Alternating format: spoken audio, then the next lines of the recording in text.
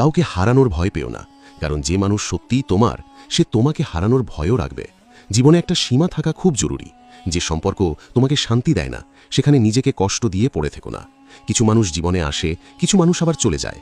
সবাইকে ধরে রাখা সম্ভব নয়, তাই যে চলে যেতে চায় তাকে যেতে দাও, আর যে সম্পর্ক শেষ হয়ে গেছে সেটাকে জোর করে ধরে রেখো না। মনে রেখো, সব সম্পর্ক দুজনের চেষ্টায় টিকে থাকে। একজন মানুষ একা চেষ্টা করে কোনো সম্পর্ক বেশি দিন ধরে রাখতে পারে না। তাই কাউকে খুশি করার জন্য নিজের সম্মান নষ্ট করো না। যেখানে তোমাকে বারবার ছোট করা হয় সেখানে নিজেকে জোর করে মানিয়ে নিও না।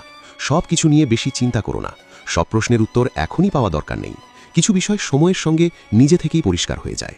জীবনে এমন কিছু জিনিস আছে যেগুলো ধরে রাখার চেয়ে ছেড়ে দেওয়া ভালো, কারণ সব কিছু ধরে রাখতে গেলে কখনো কখনো নিজের শান্তিটাই হারিয়ে ফেলতে হয়। তাই নিজের মূল্য বোঝো, নিজের সীমা বোঝো, আর নিজের শান্তিকে গুরুত্ব দাও। মনে রেখো, যাকে ধরে রাখতে বারবার নিজেকে কষ্ট দিতে হয় তাকে ছেড়ে দেওয়া ভুল নয়।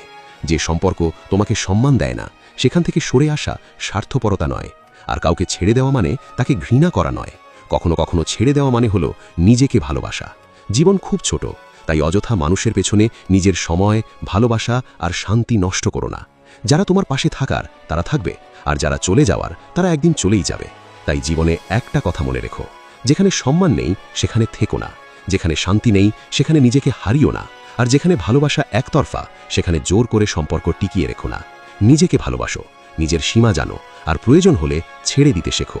কারণ জীবনে সব কিছু ধরে রাখার নাম শক্তি নয়, কিছু জিনিস ছেড়ে দিতে পারাটাও এক ধরনের শক্তি।